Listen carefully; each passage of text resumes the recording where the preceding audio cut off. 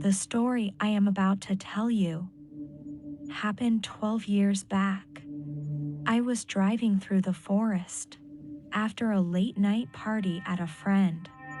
I had to catch a flight the next morning, so I decided to hit the road ignoring the time. While driving, I started to feel a bit dizzy, and before I could realize, I had crashed into a ditch by the side. I had phased out for a brief moment, and then I could only remember the worst nightmare. The darkness closed in around me as I stumbled through the dense forest.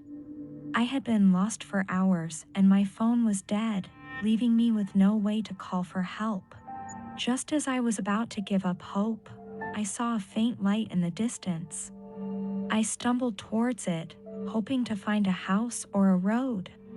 As I got closer, I realized that the light was coming from an old decrepit mansion.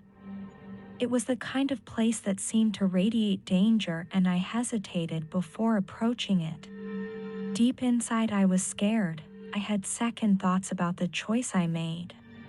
But I was desperate and my options were limited, so I pushed open the creaky front door and stepped inside. The interior of the mansion was even more dilapidated than the outside. Cobwebs covered the walls and floorboards creaked under my feet.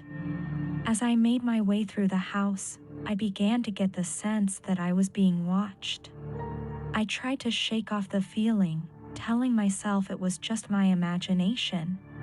But then I heard a faint whisper behind me. I spun around, but there was no one there.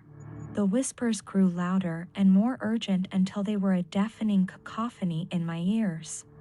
And then, out of the darkness, a figure emerged.